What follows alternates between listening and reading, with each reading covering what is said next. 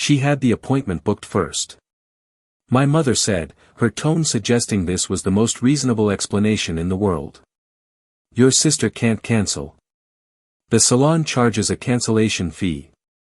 I'd watched her say this while I was wearing the black doctoral robes I'd earned over 7 years of research, writing, dissertation defense, and intellectual sacrifice. My mother chose my sister's nail appointment over my PhD graduation. And what hurt wasn't just the choice. It was how easily she made it, how casually she dismissed the culmination of the hardest intellectual work of my life.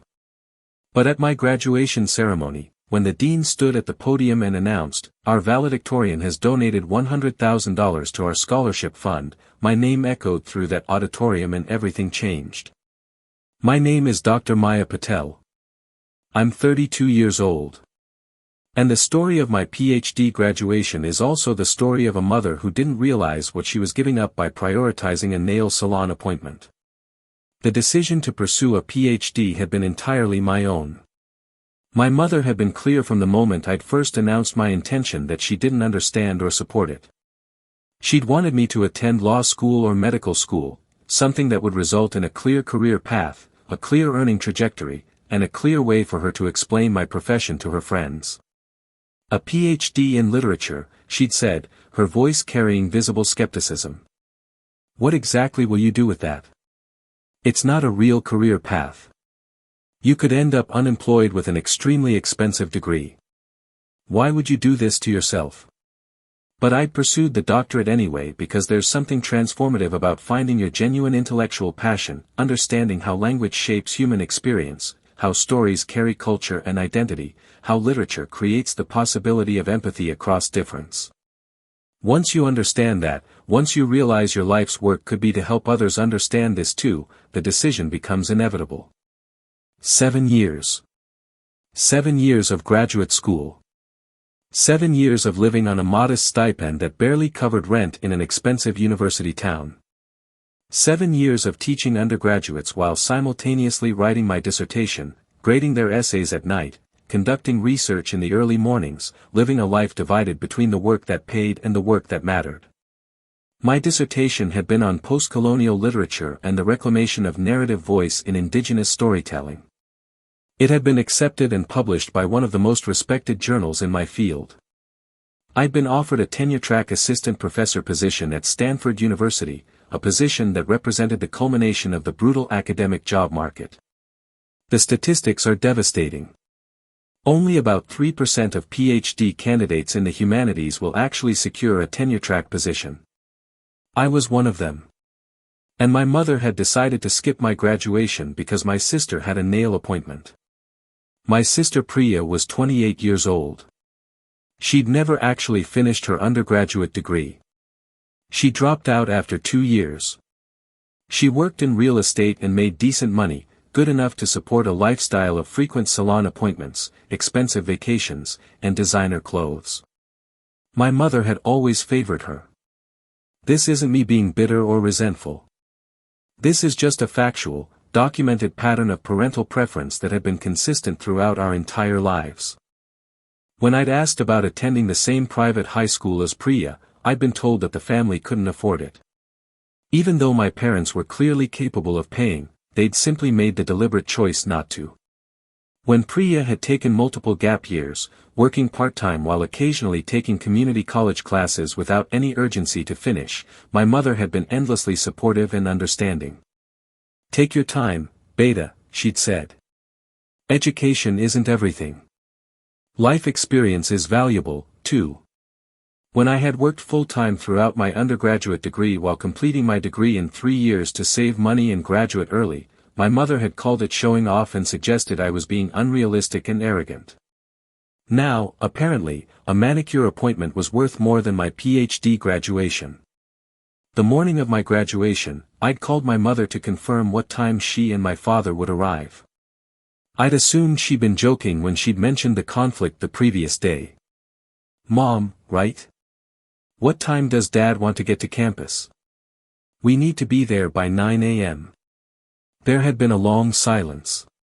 "Beta," she'd said, using the Hindi term of endearment that somehow made me feel more hurt, Priya's salon appointment is this morning.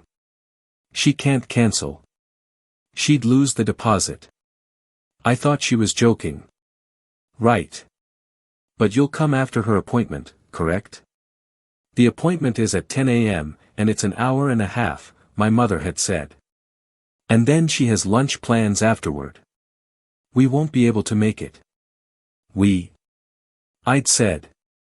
You mean just Priya is going to the salon? Your father wants to come to your graduation, my mother had said. But I have to take Priya. You know she hates driving in the morning. I had sat there holding the phone, trying to process what she was saying. Let me make sure I understand this correctly, I'd said slowly.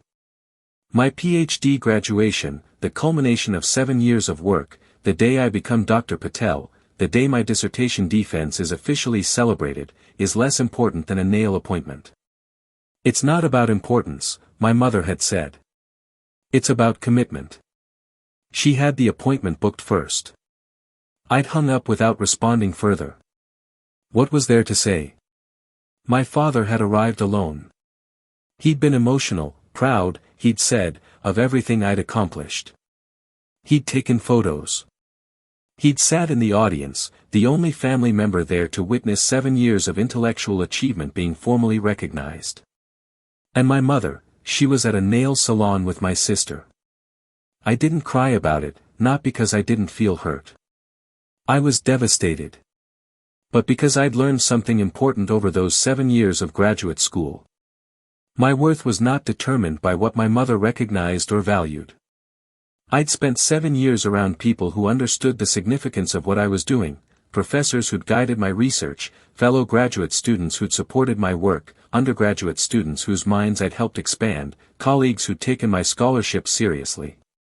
My family's lack of understanding didn't erase any of that. So I'd walked into that auditorium in my doctoral robes, and I'd prepared to simply receive my degree, get my diploma, and move on with my life. And then the dean had done something extraordinary.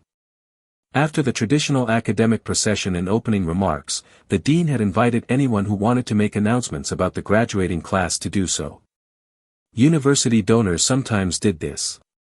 Faculty sometimes announced special recognitions. The dean himself had taken the podium.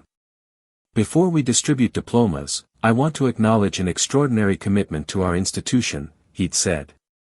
One of our PhD graduates has made a significant donation to our scholarship fund.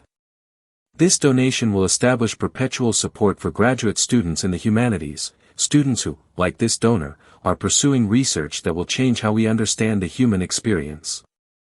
I'd felt my heart start to beat faster. I hadn't told anyone about the donation. I'd made it specifically because my mother's words about PhD programs not being real careers had made me want to make sure that students like me wouldn't have to choose between financial survival and intellectual pursuit. The donor, the dean had continued, has specifically requested that this scholarship be named in honor of the students who will receive it rather than in her name. But I want to publicly acknowledge her generosity. The dean had paused. Dr. Maya Patel, will you please stand? I'd stood, my hands shaking. The auditorium had erupted in applause. I'd looked over at my father, who had tears streaming down his face. The dean had continued. Dr. Patel has just completed her PhD in literature with a dissertation on post-colonial narrative reclamation. She's accepted a tenure-track assistant professor position at Stanford University, where she'll continue research that helps us understand how literature creates empathy across cultural boundaries. And today she's given back to this institution in a way that will change lives. More applause.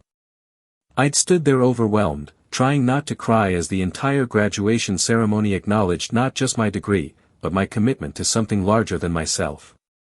My father had taken me out to dinner that night.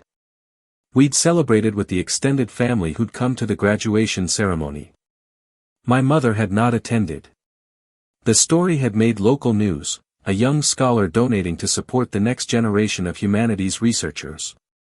The university's development office had sent out a press release. My donation had been mentioned in the alumni magazine. My mother had seen it all on the news that night. She called my father, I found out later, to apologize, to say she'd made a mistake, to ask if I would ever forgive her. I don't think I have forgiven her. Not yet. Maybe not ever. Because forgiveness requires understanding that the person understands what they did wrong. And my mother still doesn't seem to comprehend that a PhD graduation, the moment when years of intellectual struggle culminate in formal recognition, is a significant life event. She still seems to think that the error was in timing, not in values. I'm 34 now. I'm established in my academic career. I've published 3 books. I've been invited to speak at universities around the world. My research is being taught in classrooms and cited in other scholars' work.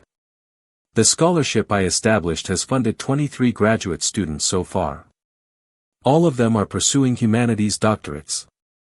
All of them are experiencing the same financial pressure that I did. All of them are being supported in a way I wish I'd been supported.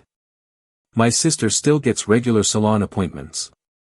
My mother still thinks those are important. But she doesn't attend my academic conferences. She doesn't attend my book launches. She doesn't seem to understand that I've built a life, a significant, meaningful, impactful life, without her recognition or support, which is maybe the most important thing I learned from that day. You don't need your family's understanding to be accomplished. You don't need their recognition to be valuable.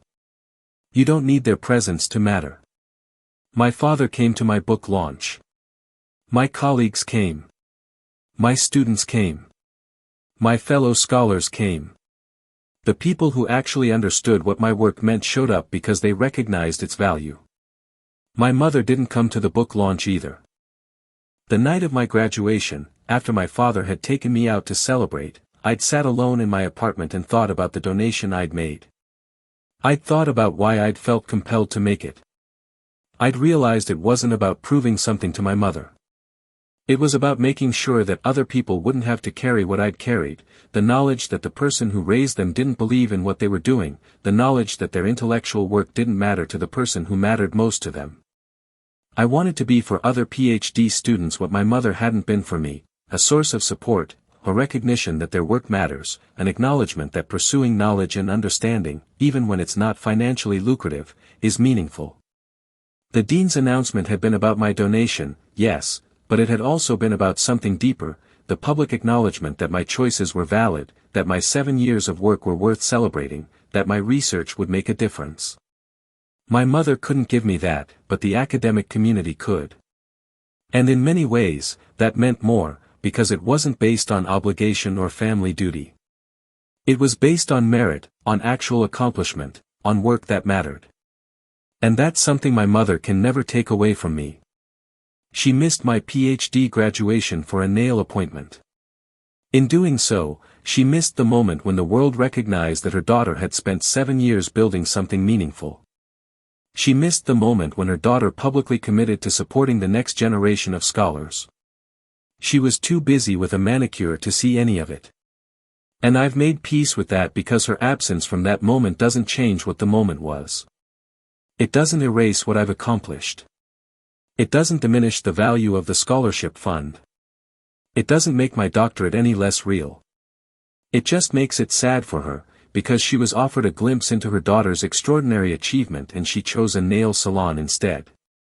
That's her loss, not mine. I'm Dr. Maya Patel. I'm a scholar. I'm a mentor to students. I'm a researcher whose work helps people understand themselves and each other better. I'm a donor who supports the next generation of intellectuals.